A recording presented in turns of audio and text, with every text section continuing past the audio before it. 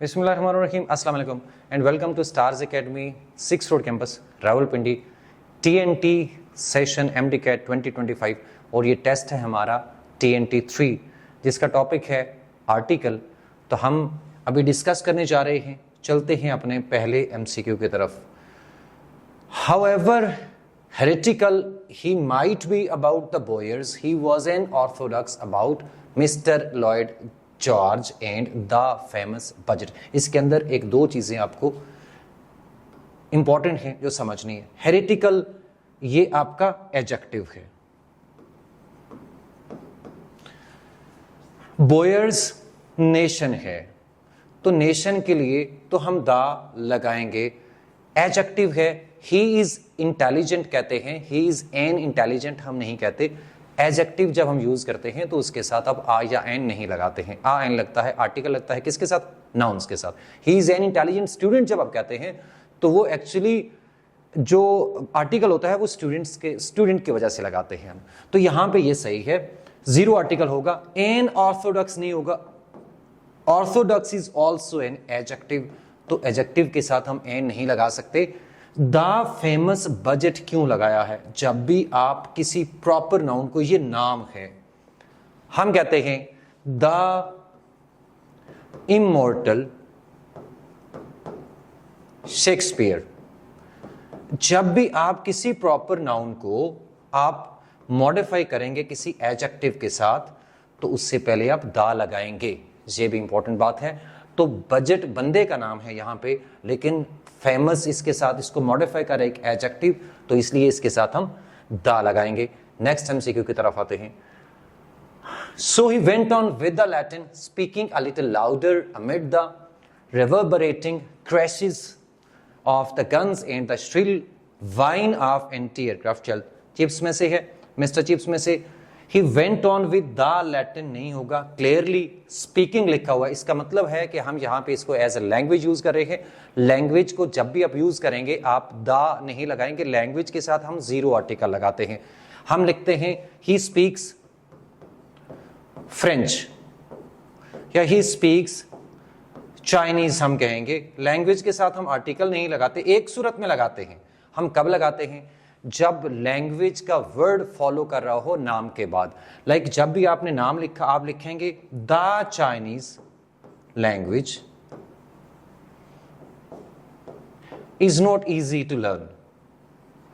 अब जो भी आगे लिख रहे हैं, यानी नाम आया उसके बाद अगर वर्ड लैंग्वेज आ रहा है तो इससे पहले आपको दा लगाना चाहिए। अदरवाइज अगर आप लैंग्वेज का वर्ड यूज नहीं कर रहे हैं तो आप इसके साथ जीरो आर्टिकल लगाएंगे। तो यहां पे आपका ऑप्शन होगा अल्फा। नेक्स्ट MCQ पे जाते हैं। They had died on same day the mother and the child just born on April 1, 1898। अच्छा, आप लोगों ने पढ़ा होगा कि रिलेशंस के साथ हम आर्टिकल नहीं लगाते। आपको सारे के सारे आर्टिकल्स को जस्टिफाई करना आना चाहिए जहां जहां पे लगा हुआ है। अब द मदर हमने क्यों लगाया, द चाइल्ड हमने क्यों लगाया? जब भी हम अपनी मदर की बात करते हैं, स्पीकर अपनी मदर अपने रिलेशंस की बात कर रहा होगा तो मदर है, फादर है, सिस्टर है, हम उसके साथ जीरो आर्टिकल लगाते हैं। इवन कुक और नर्स के लिए भी, वो फैमिली के अंदर आते हैं लाइक, तो उसके लिए भी आप नहीं लगाएंगे। लेकिन अगर आप किसी और के मदर या किसी और के बच्चे की बात कर रहे हैं, किसी और के बहन भाई की बात कर रहे हैं, तो डेफिनेटली उस वक्त रिलेशन के साथ आप दा लगाएंगे। तो यहां पे द मदर एंड, क्यों ये कैथरीन की बात हो रही है, ये जो लिखने वाला है उसकी मां नहीं है, उसका बच्चा नहीं है, तो कोई और मां कोई और बच्चा, जब भी हम कहेंगे तो द मदर और द चाइल्ड कहेंगे। ऑन सेम डे नहीं होगा, इट्स ऑलवेज द सेम, हम हमेशा सेम के साथ द लगाते हैं। इसी तरह से हम कहते हैं द ओनली, हम कहते हैं द नेक्स्ट, हम कहते हैं द फॉलोइंग। तो ये याद रखना है आपने, इन सब वर्ड्स के साथ हम हमेशा द प्रीवियस होता है, the next day, the previous day, the following Sunday, हम इन सब के साथ दा लगाते हैं। तो यहां पे द सेम डे होना चाहिए। अल्फा ऑप्शन करेक्ट है आपका।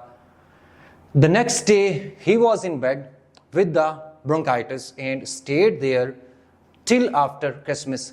डिजीजेस के साथ ये ऐसे है, एक्चुअली ये इसको पूरे को अंडरलाइन होना चाहिए और यहां पे द नहीं लगेगा। डिजीजेज के साथ हम कहाँ पे दा लगाते हैं, कहाँ पे नहीं लगाते। कुछ डिजीजेज के साथ हम जीरो आर्टिकल लगाते हैं, वो डिजीजेज जो सिम्टम्स टाइप होती हैं, जो सिम्टम्स टाइप होती हैं उनके साथ हम आ लगाते हैं। जैसे आ फीवर होता है, आ हेडेक होता है। और इसी तरह से अगर कुछ डिजीजेज ऐसी हैं जो आमतौर पर नज़र नहीं आती हैं, उनको अपेरेंटली फिजिकली नज़र नहीं आ रही थी, कैंसर है जैसे, आप उसके साथ जीरो आर्टिकल लगाएंगे। गॉइटर है, आप उसके साथ दा लगाएंगे। दा गॉइटर हम कहते हैं नज़र आता है, विजिबल है। दा मम्प्स हम कहते हैं, दा मीजल्स कहते हैं। तो यहाँ पे आपका दा नहीं लगेगा, तो ये आपका ऑप्शन सी करेक्ट ऑप्शन है। In the north Africa he barely escaped assassination at the hands of the governor of the province। अब अल्फा ऑप्शन आपका करेक्ट है, दा नहीं होना चाहिए। डायरेक्शन के साथ हम कब दा लगाते हैं, कब नहीं लगाते, ये जरा गौर से देख लीजिए। जब भी डायरेक्शन किसी कंट्री का नाम होगा, ईस्ट वेस्ट नॉर्थ साउथ, जब भी किसी कंट्री के नाम का हिस्सा होगा तो आप इसके साथ लगाएंगे zero article. North America, south Africa हम कहते हैं, साउथ या ईस्ट या वेस्ट जर्मनी आप कहेंगे, आप नहीं लगाएंगे। उसके बाद आप लगाएंगे कब, जब भी आपके डायरेक्शन हो प्रेपोजिशन के बाद, प्रेपोजिशन प्लस डायरेक्शन, तो फिर आप क्या करते हैं, उससे पहले आप, इससे पहले आप लगाते हैं द, और आप इसको यहां जीरो आर्टिकल लिख लें, zero article plus countries name. अच्छा, अब इसके बाद अगर आपकी डायरेक्शन आ रही है वर्ब के बाद, वर्ब प्लस डायरेक्शन, यानी verb plus zero article plus direction, यूं लगेगा। यह भी आपका दा एक्चुअली यहां पे होना है, इधर नहीं होगा। जैसे आप कहते हैं, लाइक वी से इन द वेस्ट होता है, the sun sets in the west, तो प्रेपोजिशन के बाद आपने डायरेक्शन लगानी है तो बीच में आर्टिकल द आएगा। वर्ब के बाद लगाना है, आप कहते हैं गो वेस्ट, तो आप यूं लिखेंगे, बीच में आर्टिकल नहीं लगेगा। हाँ, एक और चीज है, आप कहां लगाएंगे, जब रीजन को रिप्रेजेंट करेंगे तो फिर भी आप दा लगाएंगे। जब east west north south region के लिए इस्तेमाल होता है तो फिर भी हम दा लगाते हैं। रीजन के लिए दा लगाना है और प्रपोजिशन के बाद दा लगाना है, वर्ब के बाद दा नहीं लगाना और कंट्री के नाम के लिए दा नहीं लगाना। ये बात आपको याद रखनी है। आगे चलते हैं, रीजन को कैसे रिप्रेजेंट करते हैं। फॉर एग्जाम्पल मैं कहता हूं the west is more developed than the east. The west का मतलब है पूरे का पूरा region. It was a sort of a school which when mentioned would say, इसके अंदर क्या है, सॉर्ट ऑफ के बाद, टाइप ऑफ के बाद, काइंड ऑफ के बाद आप आर्टिकल नहीं लगाते हैं। काइंड ऑफ हो गया, सॉर्ट ऑफ हो गया, टाइप ऑफ हो गया, तो इसके बाद आप जीरो आर्टिकल लगाएंगे। It was sort of a school नहीं होगा, it was the sort of school होगा। नेक्स्ट एमसीक्यू देखते हैं। Recent discovery of dash exoplanet in dash habitat, क्या होगा, यहां पे हम लगाएंगे द recent discovery। क्यों लगाया, क्योंकि डिस्कवरी के बाद एक प्रेपोजिशनल फ्रेज आ रही है, ऑफ समथिंग। तो जब भी आपकी मॉडिफाइंग फ्रेज या क्लॉज आती है, क्वालिफाइंग फ्रेज या क्लॉज आती है आपकी किसी नाउन के बाद और वो सब्जेक्ट के तौर पर यूज हो रहा हो, तो हमेशा हम उससे पहले दा लगाएंगे। तो ऑफ वाली फ्रेज जो है प्रेपोजिशनल फ्रेज है, इस नाउन के बाद आ रही है, तो इसके साथ दा लगेगा। The recent discovery of an आएगा यहां पे exoplanet in the habitable zone. अब ये हैबिटेबल जोन के साथ हमने क्यों लगाया, इसलिए कि ये एक डिफाइंड रीजन है स्पेस के अंदर, एस्ट्रोनॉमी में, लाइक नॉट स्पेस लेकिन एस्ट्रोनॉमी के अंदर एक डिफाइंड रीजन है। हैबिटेबल जोन वो प्लेसेस जहां पे जिंदगी पॉसिबल है, तो डिफाइंड रीजन है, एक पर्टिकुलर रीजन है, इसलिए इसके साथ हम दा लगाते हैं। हैज रेवोल्यूशनाइज्ड एस्ट्रोनॉमी, जितनी फील्ड्स ऑफ स्टडी हैं, फील्ड ऑफ स्टडी के साथ जीरो आर्टिकल लगता है। लिटरेचर है, साइंस है, एस्ट्रोनॉमी है, कोई भी है, तो यहां पे जीरो आर्टिकल लगेगा। तो कौन सा ऑप्शन सही बना आपका, the and zero article, this one Charlie is the correct option. Next देखते हैं अगला एमसीक्यू हम। As dash CEO of, as यहां पे हम लगाएंगे the CEO of a multinational, she frequently travels between the United Kingdom, कुछ कंट्रीज के साथ लगाते हैं जिसमें यूनाइटेड किंगडम भी है, एंड मेनलैंड यूरोप, यहां भी जीरो आर्टिकल होगा। अब द सीईओ क्यों लगाया? जब भी डेजिग्नेशन के बाद हम लगाते हैं द प्लस डेजिग्नेशन या टाइटल, और इसके आगे हम क्या लगाते हैं? Plus no name. जब नाम नहीं आएगा तो हम डेजिग्नेशन या टाइटल से पहले द लगाते हैं, और अगर डेजिग्नेशन लिखेंगे और उसके बाद नाम लिखेंगे तो फिर हम क्या करते हैं? हम द नहीं लगाते। प्लस नेम है तो इधर आएगा जीरो आर्टिकल, तो यहां पे नाम नहीं लिखा हुआ है तो द सीईओ ऑफ द लगेगा, of a multi national company. आगे चलते हैं जी, next one. During dash 1990s internet transform, क्या होगा? यहां पे आएगा द। जब भी हम डेकेड्स की बात करते हैं, डेकेड से ऊपर वाले जितने सारे भी टाइम वाले होते हैं ना आपके, लाइक जो भी फ्रेजेस टाइम को शो कर रही है और जो डेकेड से ज्यादा है, तो उसके लिए हम दा लगाते हैं।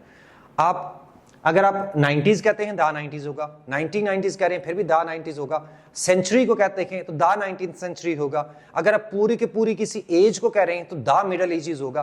तो 10 ईयर से ज्यादा यानी डेकेड से ऑनवर्ड्स जितने सारे उससे ऊपर ऊपर के जितने भी टाइम वाले आपके होते हैं फ्रेजेस जो इससे ज्यादा टाइम को शो करती हैं, सबके साथ हम दा लगाते हैं। तो दा 90s, दा इंटरनेट, इंटरनेट के साथ हमेशा हम दा लगाते हैं। जितनी इन्वेंशंस हैं हम उनके साथ दा लगाते हैं। द इंटरनेट ट्रांसफॉर्म्ड, अब यहां पे भी दा लगेगा। क्यों लगेगा? इसलिए लगेगा कि ये जो वे है इसके बाद एक क्वालिफाइंग क्लॉज आई है। Way we access information, the way in which we access information, ये आपकी क्वालिफाइंग क्लॉज है जो इसको मॉडिफाई करेगा वे को। तो जब भी एक नाउन के बाद, कॉमन नाउन के बाद क्वालिफाइंग क्लॉज आती है तो हम उसके साथ से पहले दा लगाते हैं। So the 1990 during the 1990s the internet transformed the way we access information. ये आपका कौन सा वाला नाउन है? Information is basically uncountable noun. Information के साथ आप कोई भी आर्टिकल नहीं लगाएंगे, और ये जनरल सेंस में यूज हो रहा है तो इसके साथ जीरो आर्टिकल लगेगा। तो कौन सा बना? The and zero article. This one is alpha is the correct option. Next देखते हैं।